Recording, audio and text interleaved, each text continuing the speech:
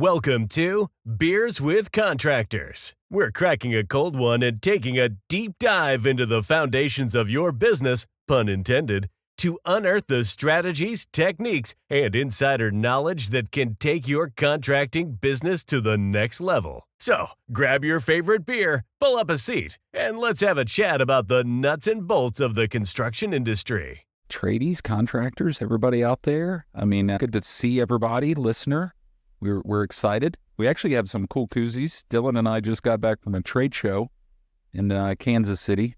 And of course, I can't remember who their favorite team was up there. Yeah, we went up to this trade show, and actually our neighbor, how you set up a table and you booth next to someone, our neighbor, a gentleman named Nick with Alert Distributing, he was giving out koozies. Naturally, we needed to steal a few for our show. So thank you, Nick, and shout out to Alert Distributing. They do things like outdoor products, heaters, that kind of thing. Check out Alert. But while we were there, Will, we had a little fun. Yeah, so we were supposed to be representing our software company during this trade show, but of course they hosted it at Harrah's, right, casino.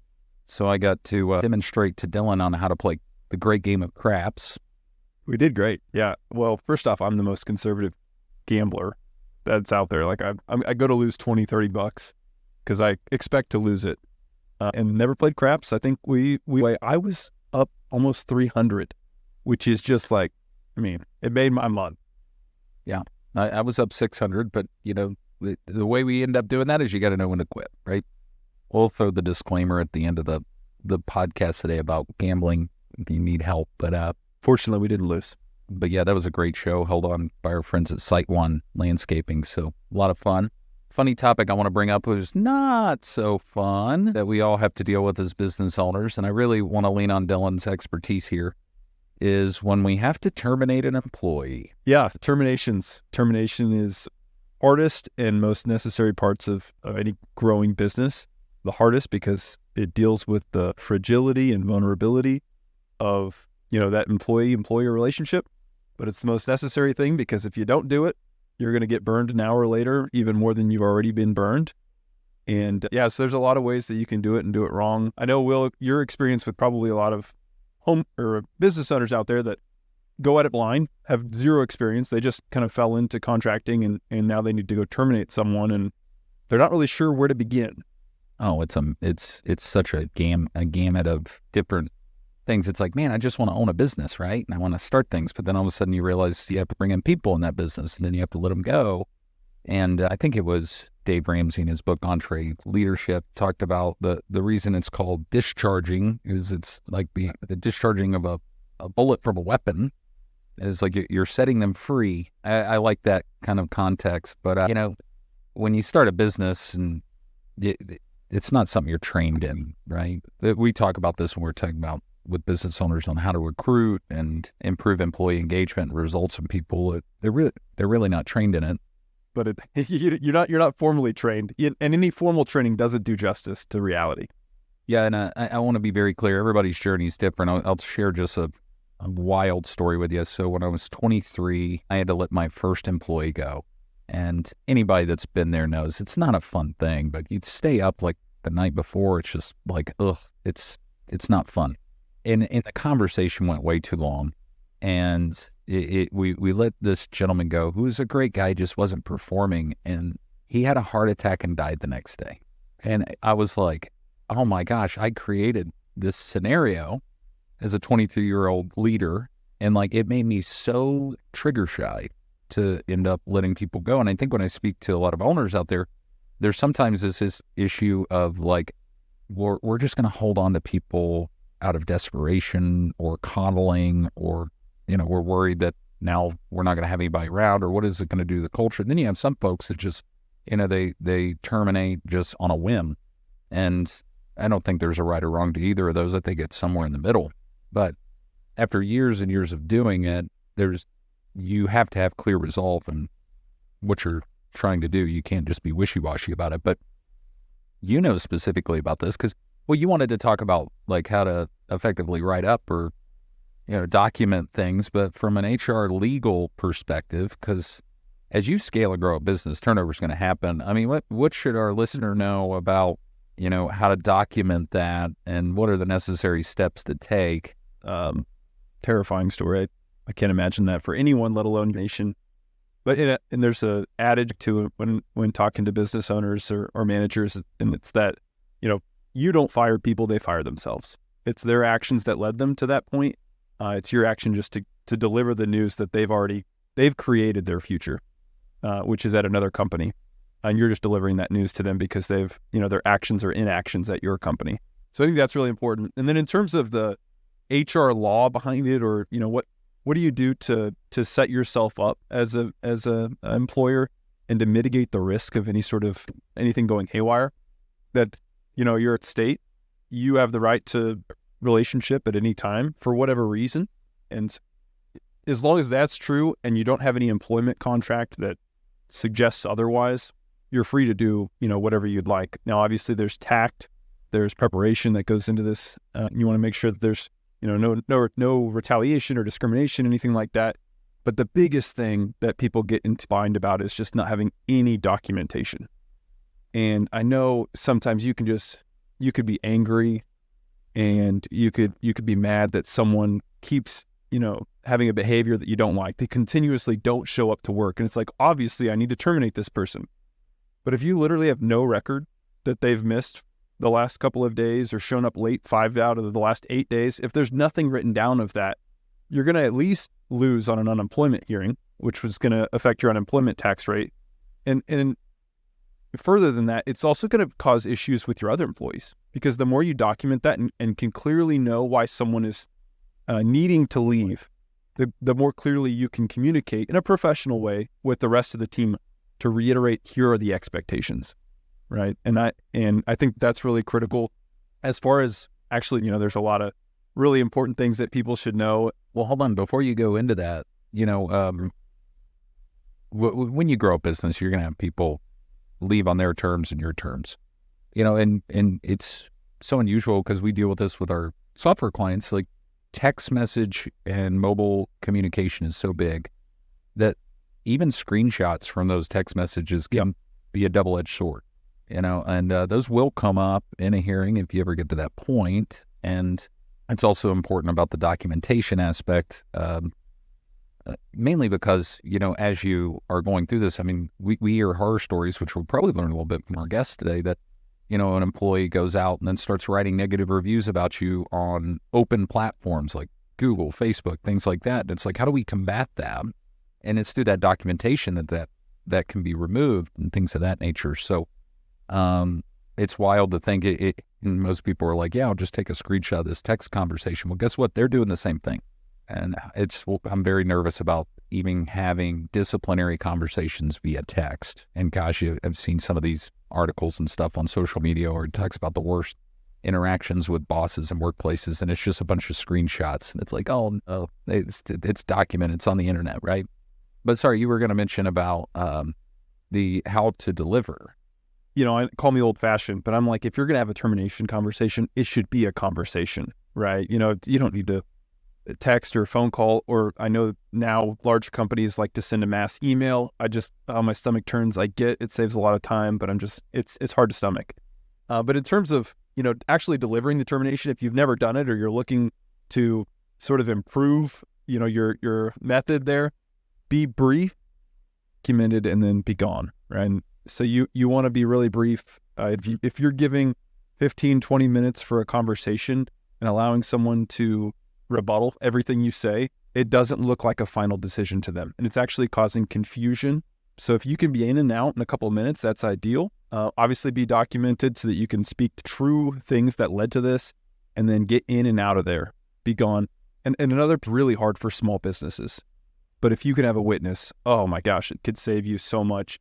Not just in the sense of like an accusation against you, like you're discriminating against me or you did this against me, and there's someone else to witness it, but also just like security and safety. It's just good to have someone else around, and that way you're taking care of the rest of your employees, making sure you walk them out and they, get their things or get it mailed to them, that sort of stuff, just from a safety standpoint. I love that movie Moneyball, right? And my favorite saying out of that is when Billy Bean says to the analytics guy, can't remember his name, Jonah Hill, where it says, would you rather have 1 to the head or 6 to the chest? And what he does is he requires that he goes and tells a baseball player that he's being transferred. He's being terminated. And it's a train wreck on the first one. And then it develops and things like that. But, I think one facet that we're missing about being short, sweet, to the point is we all want to practice professional courtesy, but anytime these happen, it shouldn't be a surprise. I mean, and that's just about whatever your expectations are, documentation, things like that. So anyway, honestly, I will say this. I'm not perfect at this and this is not a great topic, but we all have to deal with it, and hopefully it benefits the person out there listening. But, the other thing is like, it is a reality, and that's why I wanted to lean on your expertise. If anybody has any questions, honestly, email Dylan through the show notes or through our website. I want to say one last thing, because I think you are right on that it should not be a surprise. And I think if you as a manager have terminated and they were surprised by it, that wasn't on them. That was on you. They shouldn't be completely blindsided by it. They should at least know it was a possibility, unless it was like literally this was one infraction. They've never had a warning, because when you steal 10 grand from the business, that just is a terminable offense. You don't get warnings or something, Well, speaking of which, our guest today, we're talking about terminations. I think after a lot of folks hear about our guest and hear from our guest that they are going to want to terminate their lead marketing providers. That's all right. Yeah, the Bill smiles. He's already, he knows. So like our guest today, I've got a great introduction for him. He's a former basement waterproofing business owner. Did that for 15 years. I mean, and I don't know the exact count, but I know tons of employees there. But an accomplished author of a book called Proven Strategies to Maximize Your Digital Leads for Basement Waterproofing. I've got it right here. And I read it, by the way, and I learned stuff from it. I want to talk about some stuff in this book today. He also is the president of the Basement Health Association. So the BHA they serve contractors across the U.S. just through education, but also their benefits are also about educating homeowners, not just business owners, and then connecting those two, which I think is really cool. And I met several people through that, and they've just been fantastic. But now he owns a digital marketing agency called Rainmakers for Contractors. And then I won't go back and how he started. I'll let him tell the story, but currently mentors up to 25 marketing agencies now through that. And just smart, incredibly witty, and great human being. Today we have Bill Crawford, the president and owner of Rainmakers for Contractors. So Bill, welcome to Beers with Contractors. I was really enjoying your intro conversation. That was really fascinating. Having run the waterproofing business for 15 years, our screening process was kind of like, oh, you speak English, you have a driver's license, cool, you're hired. And we kind of filtered people out as they got hired. And so you can imagine the amount of employees that we went through. So Dylan, what you said about, learning on the job and no schooling is going to be adequate to figure that out. Like, that was totally my experience. It's a lesson for anyone that just dives into it, and we figure it out as we go. But yeah, no college course will prep you for it for sure. So Bill, I mean, you come from all over. Where are you at? You're in Illinois right now, right? I grew up and still live here out in the west suburbs of Chicago. I'm more of a suburban guy, and it's wintertime right now, so we're up to 51 degrees. A lot of snow is melting after two pretty nasty storms where it got pretty cold. Oh, that deep freeze. Woof. I won't complain about it for somebody that's up near Chicagoland. So, yeah. Bill, tell us a little bit about your story, like how you got into this. I got involved with basement waterproofing probably, 27, 28 years ago.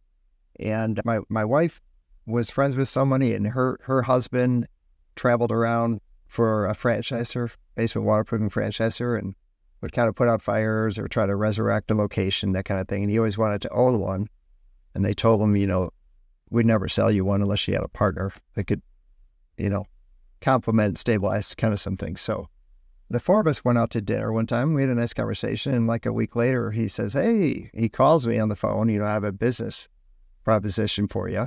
And at that stage in my life, I would get a call, not pretty often. So I kind of rolled my eyes and said, sure, what do you have in mind? Well, a few weeks later, we're flew out to the franchisor and had an opportunity to buy a basement waterproofing company with a partner. And it just made sense. I love the franchise model. I love the systems. I'm a systems guy. I was really drawn to having a successful blueprint to follow. I love the coaching and mentoring. And so we went forward with that pretty quickly. A couple of years later, it made sense for me to buy him out, but he stayed with me for the remaining 13 years. He did sales and I did everything else. So when he stepped down, I took over sales as well. Now, where was the franchise location, Bill? It was Everdrive, Chicago. Oh, okay. So, but you're originally from Ohio, right? No, Chicago. The franchisor is in Ohio. Mm-hmm. They're near Cleveland. Yeah. So many trips to that place. Well, cool. And that was 15 years running that? Yeah. 15 years and about 1,500 employees. No kidding. Was the transition like from now growing this large franchise unit to now like the next step of getting into digital marketing? What drove you to that industry? Well, I'm kind of a lead flow junkie. I'm one of those guys that have always had to create a lot of leads. You know, when you have a lot of sales reps dependent upon you for leads, you have to be really good at lead generation. So I met with a group of guys on a regular basis, and a couple of them knew that the top internet marketing expert in the world, really, Perry Marshall, number one out there in that space still. And they would say, oh, you got to meet our friend, you got to meet with him. And I'm like, nah. Back then I said, the internet doesn't really apply to my industry, but, thanks for offering. I appreciate you kind of helping. And, they would bring it up. And a couple of years later, I said, man, I got to figure this out. So I went to the store called Barnes & Noble before it went out of business. Borders is another one, or vice versa, I think. But I saw these internet marketing books and being like a lead guy and like needing leads for sales reps. Like now, my adrenaline spiked so much, I would just do laps around the store. Like I couldn't stand still. I was like, I need this. I got to figure this out. So I bought a bunch of books, and within 2 days, I figured out how to contact these authors. And I said, I need you to coach me. I need you to mentor me. I've got to learn this fast. And so I entered some programs, and they built into me. I spent a lot of money. I spent my own money on marketing, kind of trying to figure this out, and got good at it, fell in love with it. And I knew, like the last 2 years that I owned my basement waterproofing, I knew I was going to sell that and open up an agency. Like it was the writing was on the wall, and I was excited. All I was doing is creating a monthly income so that myself and my confirmer, my scheduler at that time, can come with me, and I could open up an agency and have a salary. And that's what I did. And my first customer was the franchisor, which was fun. And, they still are a customer. They do, I don't know, $25 million a year or something like that. But it was like one of those, this was a franchise that kind of micromanaged their locations. So I was on the phone with them like 3 to 5 times a day, it seemed like. So just one of those calls. It was like 20-minute call. I said, by the way, whoever's doing your internet marketing is not doing a good job. And his response was, well, can you do better? And I said, yeah, I know I can. And he said, let's talk. And then we talked, and then they hired me. It was that simple. I was like, cool, I'm going to start this agency. And then the other franchisees started hiring me. They're like, hey, I like what you're doing for yourself. Can you do that for us? And then I started getting clients. I joined the Basement Health Association for one reason, and that was just to gain credibility, because I wanted to be the only certified guy in my space in the Chicagoland area. I had a couple of big competitors, Permaseal. They were doing $20 million a year at the time. U.S. Waterproofing at the time was probably doing 10 or 12. They're at least double the size now. And I just looking for something. So I got involved with the Basement Health Association. I got certified. I had zero interest in getting involved. And they said, hey, we're kind of familiar with Everdrive because they helped us found this association like 30 years ago. Would you be interested in getting on our board? And I was like, well, I don't even know what that means. I don't know what the commitment is, like what's involved. And I was like, yeah, that sounds good. I'll do that. And so I've been on the board for BHA for 14 years or so. That's been fun. I really enjoy the camaraderie. I like to work with other business owners and just being involved. We picked up several clients through the Basement Health Association as well. So it's been a really fun ride. It's been a fun journey. Well, that's great. And, so Bill and I met online quite some time ago, which you have your own podcast. which is titled Rainmaker for Contractors podcast, right? That's correct. But I want to be clear because, we try to touch a wide audience, but you found the niche in basement waterproofing and foundation repair. But some of the things in your book, and I'm sure you have people say, yeah, I got your book, I read it. But no, I literally read it.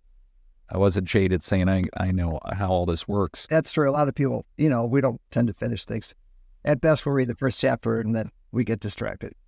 I drew little stick figures of me crying when I realized that actually Bill's got a good thing here that I have not been implementing. But this doesn't limit to just the basement waterproofing industry. I mean, this is all really what I would say home services based.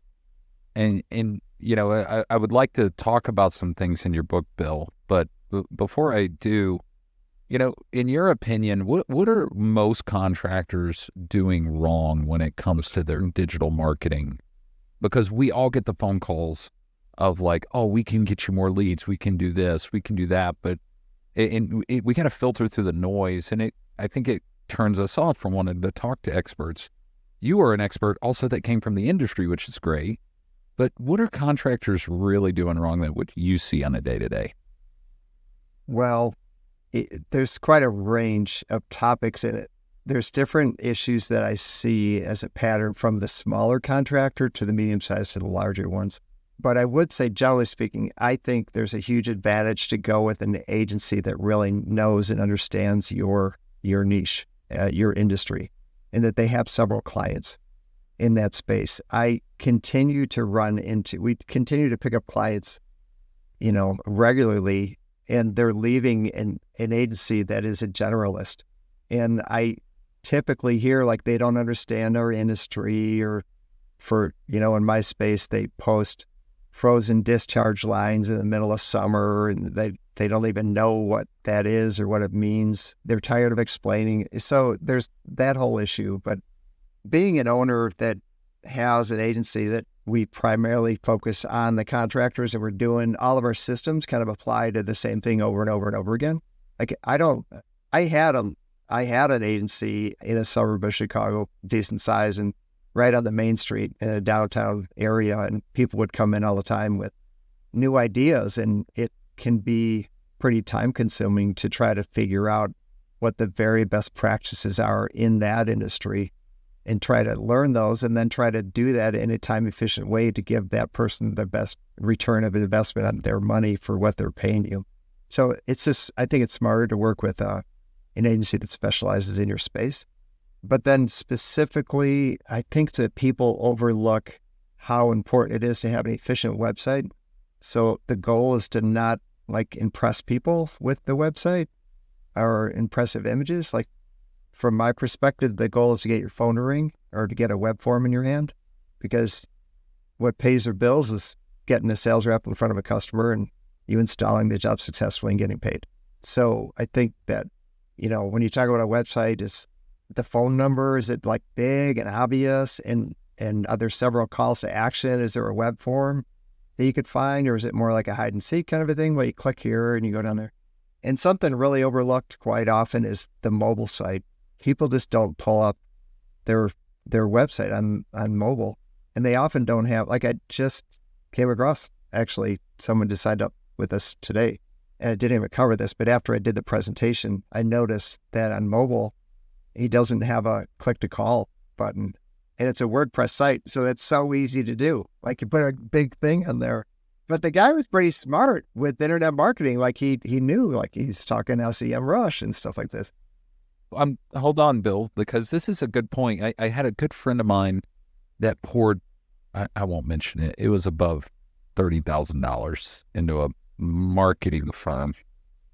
And there's a clear delineation between branding and lead gen. And in home services, lead gen is really how your business operates. And we want to worry about branding, but no, we need that phone to ring. So it's funny how you mentioned the simplicity of a call to action with your phone number, very easily accessible and very easy to understand web forms. Sorry, Dylan, I know you got a question, but so we when we talk to a lot of contractors, they talk about marketing as this broad thing, but I cut it into two things, which is you have branding, but you have lead gen. And lead gen is a specialty that needs to be exercised probably more often, because most contractors, we're not the Coca-Cola. We're not the Apple. We don't have the money to burn. And, well, some do. They won't be in business long, but I'm glad you bring that up about the delineation between, really about lead gen. Yeah, no, it's funny you brought up lead gen, because that's where my mind was going as well. And Bill, as a sort of self-described lead gen junkie, and having been around it for a number of years, I'm sure you've seen the evolution of what lead gen looks like. And obviously that was your path into this world. What have you discovered in the last couple of years of what's working for lead gen, especially in home services or contracting? Is there anything sort of new that's cutting edge, or something that's kind of, maybe contractors, it's a possibility for them to do X, Y, or Z? I think I don't know anyone doing Yellow Pages anymore. You're just talking about changes and so on. And even, texting now, you have to be A2P compliant, and there's $500 fines that can go along with texting. Websites need to be like disability friendly, so to speak. You need to have the click the button, so people that have disabilities, it's easy to access things. So there's all sorts of things like that, but like what's working? So the thing that I think everyone should be on, and it's a very kind of a low barrier entry other than getting approved, is local service ads by Google. I think everyone needs to really understand this Google monster, and that they're, what do they do, like $100 crazy billion a quarter or something? It's just something out of control, and the search engine continues to drift in a way that's going to make them more money. So, back in the days, there used to be a 7-pack, and like 7 contractors would show up in the space, and those were all free clicks. And then Google Ads went on top, and then that 7-pack turned to a 3-pack, and now it's even harder to find the website button inside those listings of the 3-pack, because Google really wants everyone to stay on their site, because that way they could sell you more advertising. So you need to be aware of that, but then you also can work that to your advantage. So this is kind of some low-hanging fruit, Dylan, as far as like lead generation. So probably the largest source of leads come from, if you look at your Google Analytics, it's going to come from the Google Maps and the local pack area. People tend to trust the organic section more. In the contractor space, it's all about local search. We're not dealing with, no one's looking for a national company. They want the contractor that's nearby. So that it's called the knowledge card, or your Google listing, your Google business profile. It's making sure that you have at least 50 pictures there, and making sure it's complete as possible. And you could put questions and answers there. You could take every one of your services that you have, and you can make them into a product. And you have a little square on there, and you could have like 5 different products inside your Google listing. Those all send signals to who you are. I just met with the client, and they had their own category inside the category. Google allows you to have one primary category and 9 secondary categories. I see this a lot in our space. People use the word foundation as a category.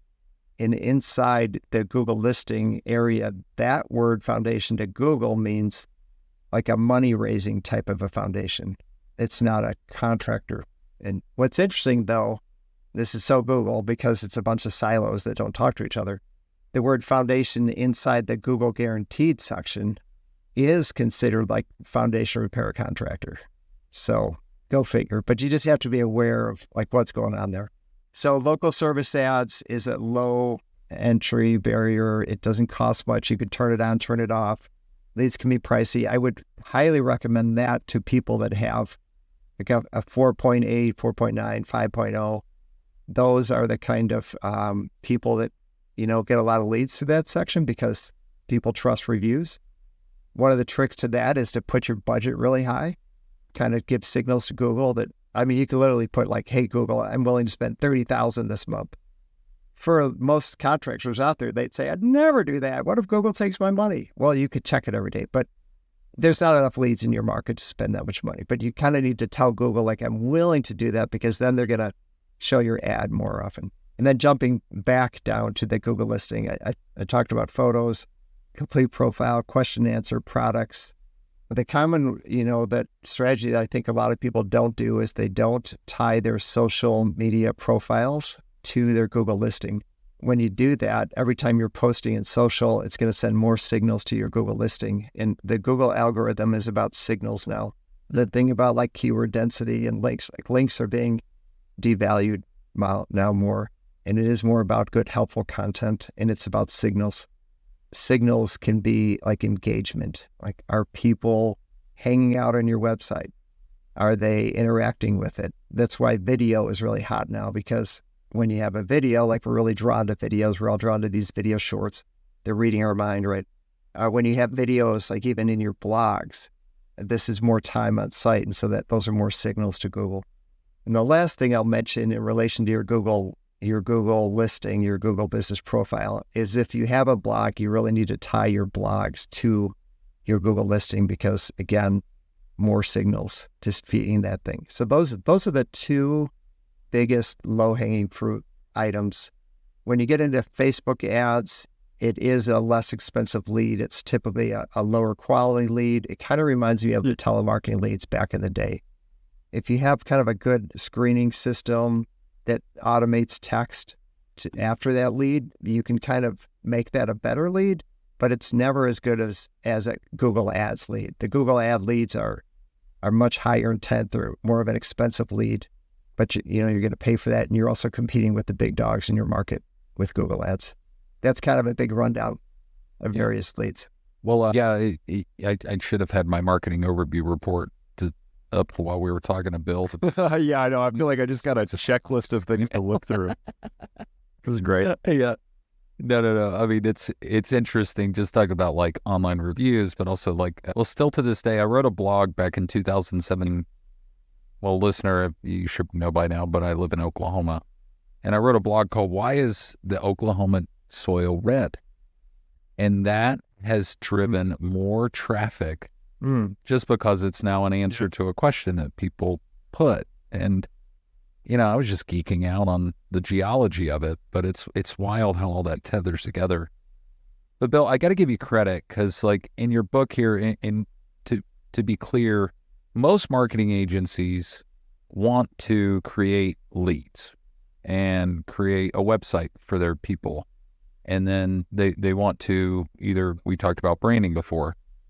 But in your book here, I mean, you talk about all these fundamental factors that maximize not only the lead generation, which is funny. It says proven strategies maximize your digital leads for basement waterproofing and foundation repair.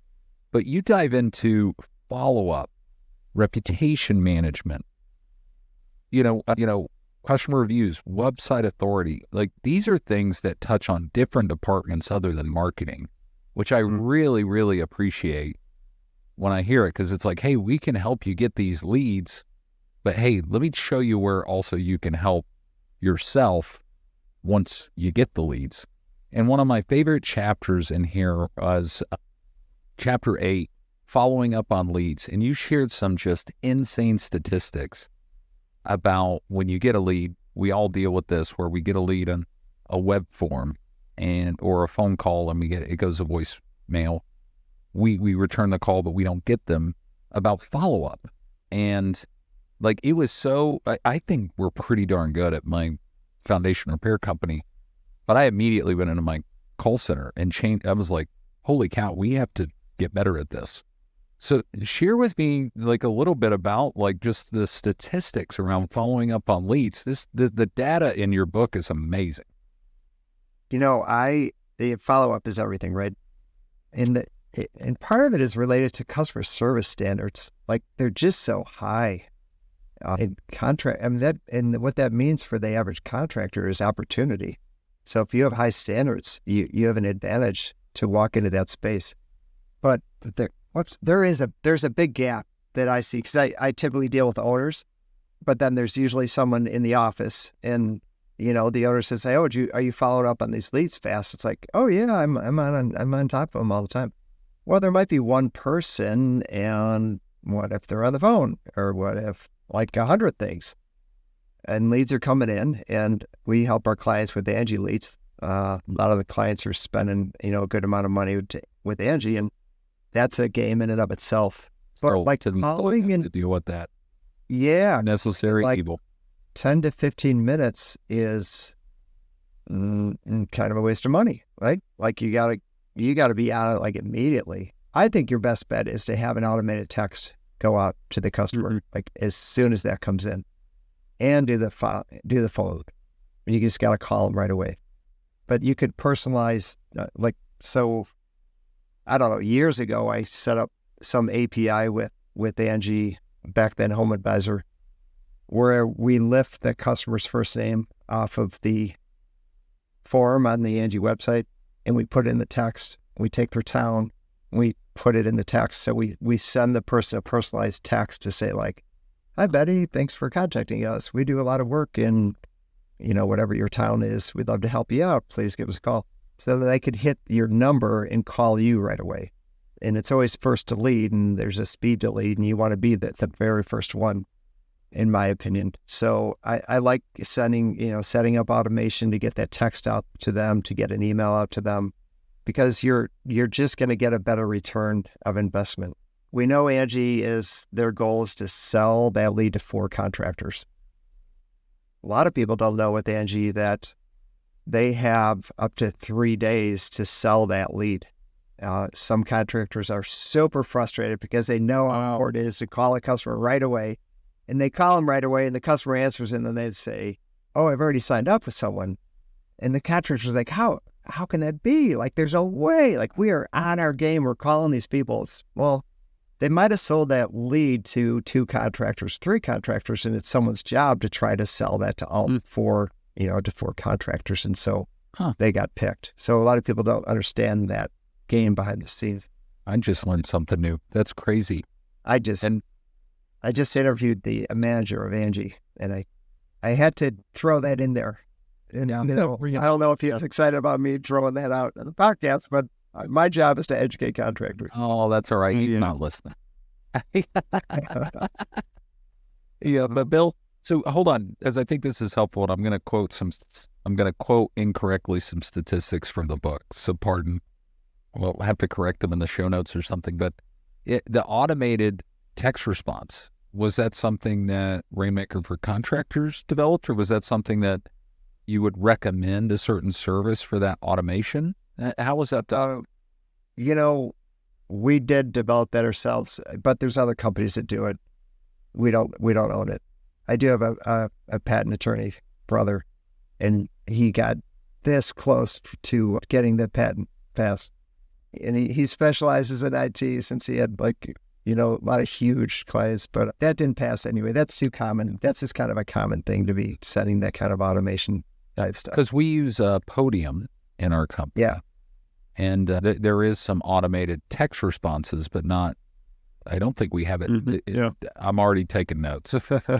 Well, man, I'm sitting here thinking, oh, crap. And pardon if I didn't retain that from the book about making sure our web forms and Angie's stuff is tethered. But, Bill, like one of the statistics I was going to mention was about if you don't get a response from the lead, maybe you call them or reach out to them and you don't get a response, that something to the effect of if you return another call within 15 minutes of reaching out to them again, the efforts of converting that lead go up 22%, I think.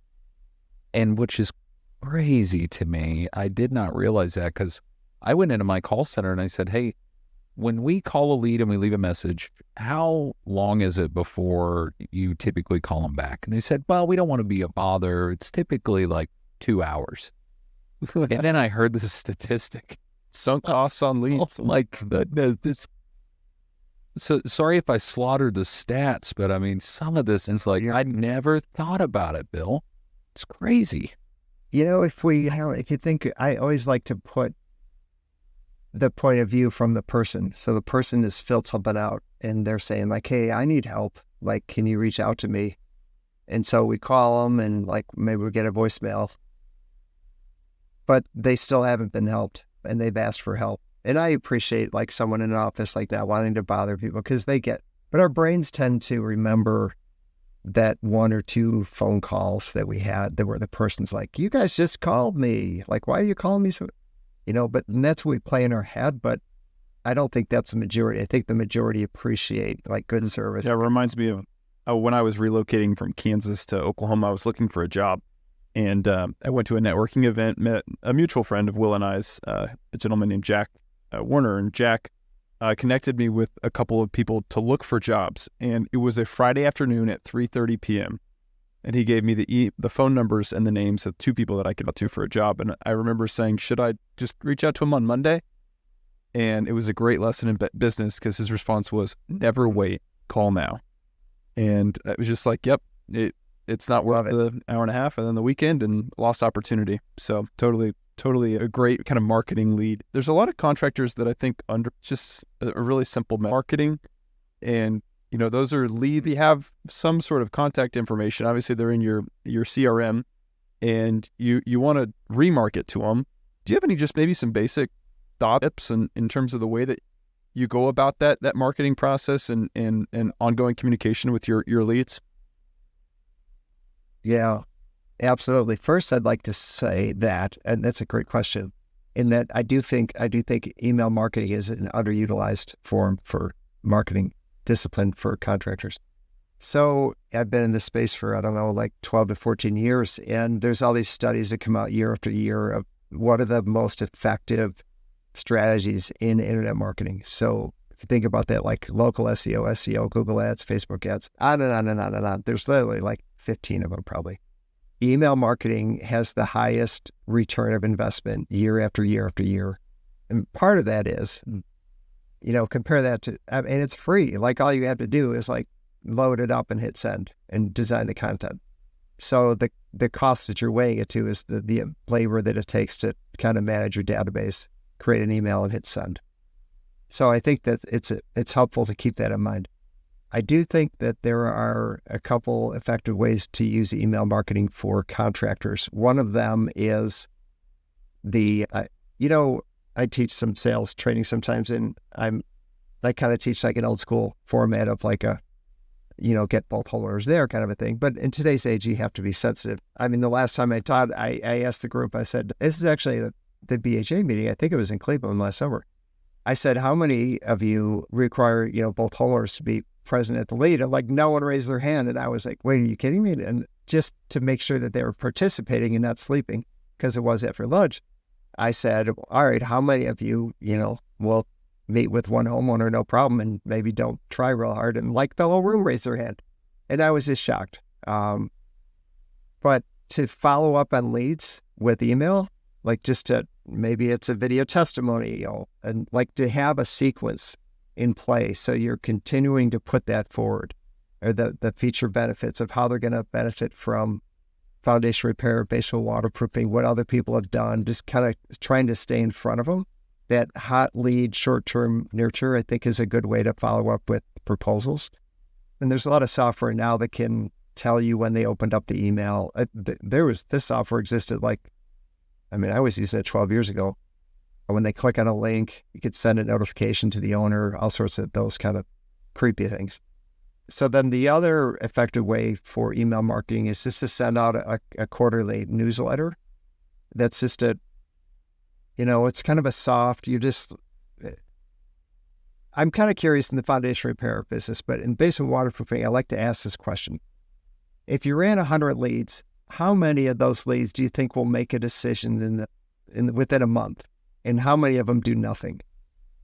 It's an interesting question, because if a certain percentage is going to do nothing, what is your follow-up with those leads? So the old school system is to, call them like once every 6 months, or if you're short on leads, you're going to call them once every 3 months. Well, in today's world, no one answers their phone anyway.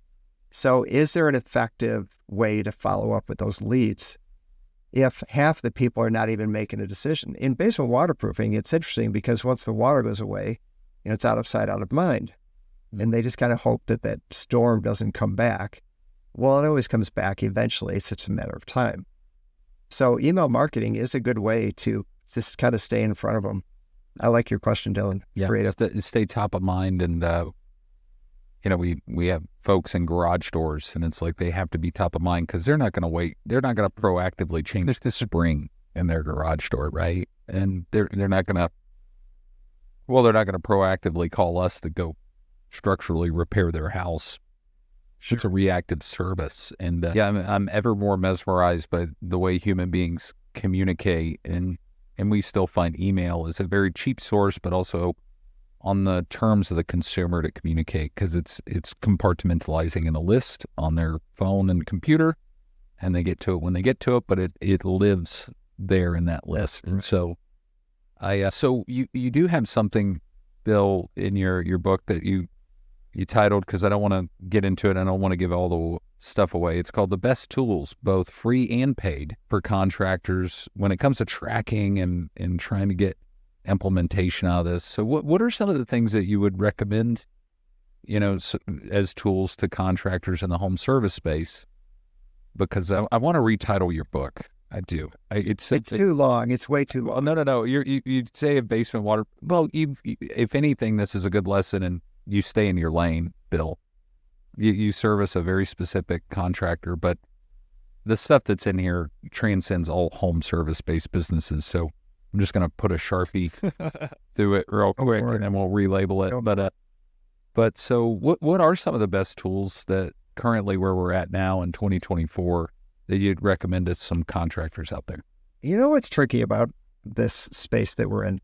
We all get service calls, and we all get marketers, and when you're managing like a Google Ads account or however you want to do it, just because someone called, that doesn't mean that's a lead, right? Mm-hmm. So, but you need some kind of a consistent way to measure, so you have apples to apples. So for us, like, if it's a phone call that lasts over a minute or a web form, it's a lead, and we'll give more weight to a phone call than to a web form. But if you really want to like pin this down to say, like, I want to know, I spent this money and I want to know how many leads I actually got, the best way to do it is to play the phone calls.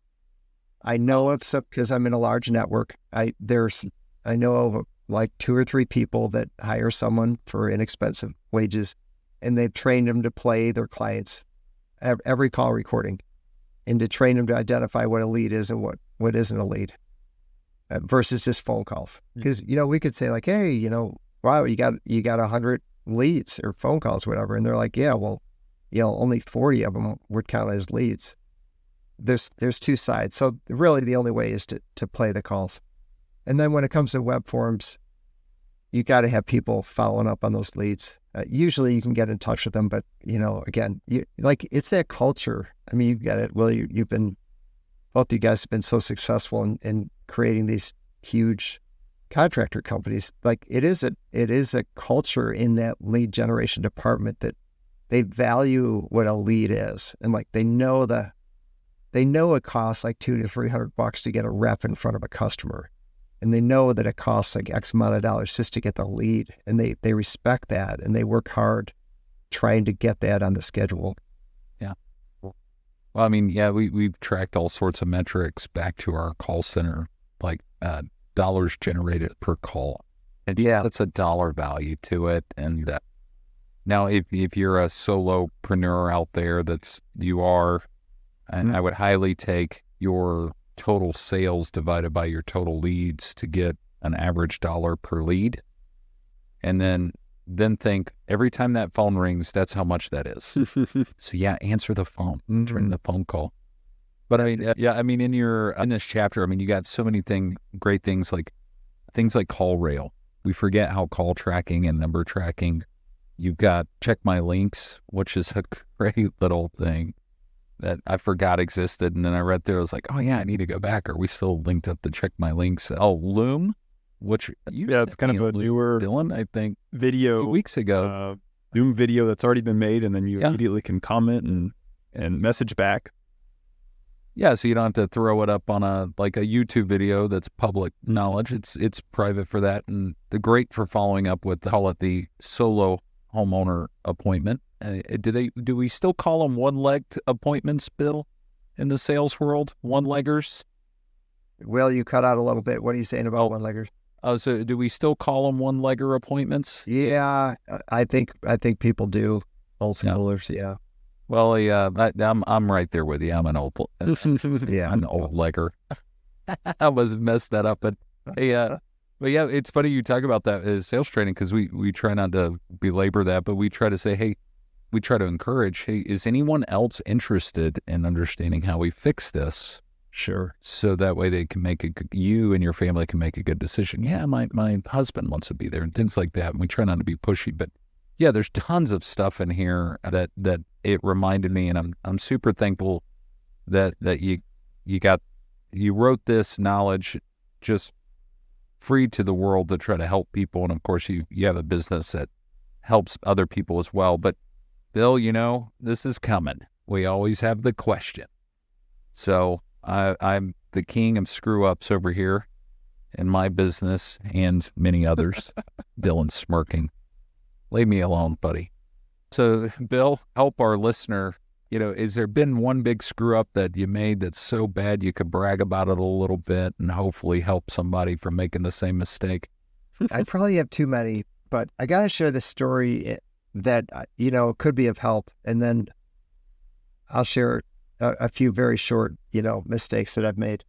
But boy, if you ever, I had the situation that I had to conclude that God/the universe was like looking out for me. But anyway, I got a letter in the mail, and it was a lawsuit one day at work. And it was probably my second year in the waterproofing business. And I was like, what is going on? Like, what is this? And it was $120,000 that they wanted. And it was for a job, looking into it. It's like, okay, we did the job like 6 weeks ago.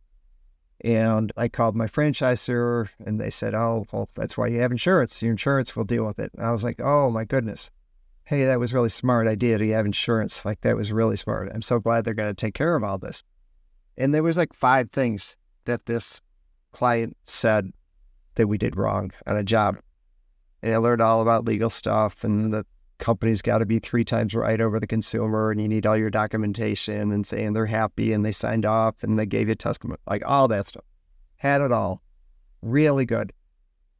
Get my insurance company involved. They get a very large law firm involved in Chicago. I got to interact with a senior partner, and I learned through the insurance company that I had coverage for everything except for fraud. And fraud was on there. And I was like, fraud? Like, I don't operate that way. I would never do anything fraudulent. Like, what are they talking about? Like, so, the insurance company said, we can't cover for fraud. Like, we don't sell policies for fraud. Like, that's crazy. It was a crawl space with an outside entrance. It was square, big square, and hard to get in. But in the middle of the crawl space was a dirt mound. So the only way to get around the crawl space, you have to crawl in and then just go around the outside because there was dirt in the middle. And so we sold, an interior drain tile system inside the crawl space. And it was supposed to be all 4 walls. And they had some kind of broken sewer pipe in the very back, opposite of the entrance.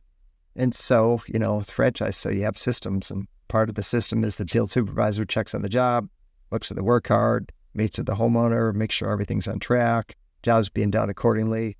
So I asked the guys about that, and they said, well, we went to the job, we looked at it, we poked our head in the door, didn't crawl all the way around, but looked good, and foreman said it was good.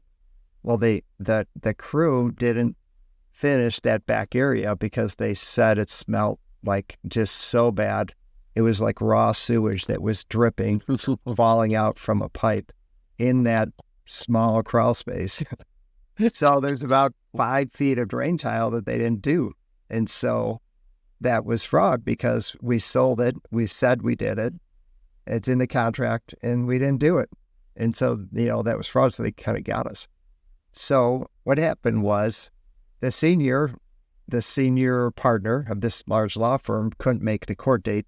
So he had junior attorney call the court reporter and move the date. Super common. It's a better practice to get a receipt to make sure that the court reporter gave you a receipt that they did move the date. Well, junior attorney didn't ask for that receipt, and the court reporter forgot to move the date. And so the court hearing came, and the judge called the case up, and our side wasn't there. And so $120,000, we lost that lawsuit. So the senior partner calls and says, he's sitting down, and my heartbeat's going, what's going on. And he's like, I have good news, I have bad news. And he says, by the way, I've been a partner for a long, long time and I've never seen anything like this. But the bad news is you lost the case. We lost the case. You know, it's a $120,000 lawsuit. The good news is it's our fault. We have insurance for this kind of a thing. And he explained the court reporter and junior attorney and so on. And so I was covered by their mistake, but I lost. It didn't cost me any money. But I was like, wow. My blood pressure was going up and up and up, and then like, whoa. So two big takeaways, Bill. Number one is I can imagine that story is like, yeah, we were back there. It smelled like shit. Holy. Like, so we didn't do any work. It's not like, well, you think, oh, that's a generic term. No, it was literally. That's what it was. It was literal, man. And that's the world we live in. We're kind of used to that in the crawl space. It sounds like Inception, too. It's like layers of insurance on layers of insurance on layers of insurance. Like everyone's covering everyone else. Yeah. Yeah, good for the attorney for having the integrity to be like, hey, we screwed up. Yeah. Yeah, true. And I think it was our last episode with Ben that talked about, you know, the owning the integrity of it and how it pays off in the long run. So, yeah, we say this often to other business owners. It's not a question of if, it's when you're going to have to deal with a lawsuit, right? Sure. If you want to scale and grow, it's par for the course. So. Yeah, you almost need a budget line in your budget for legal. You just have to have it because it's going to happen. Yeah, good representation goes a long way. So, well, Bill, thank you for that story. Sorry you had to go through that, but now somebody out there. I got a couple other, one is, make sure you have insurance, right? But two, like, you really got to make sure that the job's being done according to what's sold, because we live in a world where everyone wants to hire a lawyer and go after you. Mechanical breach of contract, essentially. And I put a negligence in my contracts, and then my attorney suggested putting gross negligence, because negligence is opens conversation, and the gross makes it more of the extreme part of the spectrum. And I'm not an attorney by any means. No, that sounds like good advice. And I didn't realize that until he mentioned it. But Bill, I'm a big fan.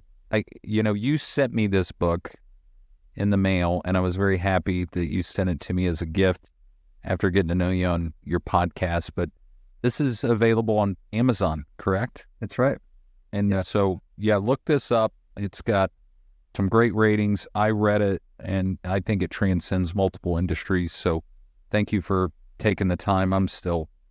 Keep writing your own book, Will. Dylan, don't give me that look. I'll finish it someday. But anyway, Bill, how do people get a hold of you? Because I know you're active on LinkedIn, Facebook, but what's the best word? Contractors. There's lots of opportunities to contact me. I'm available.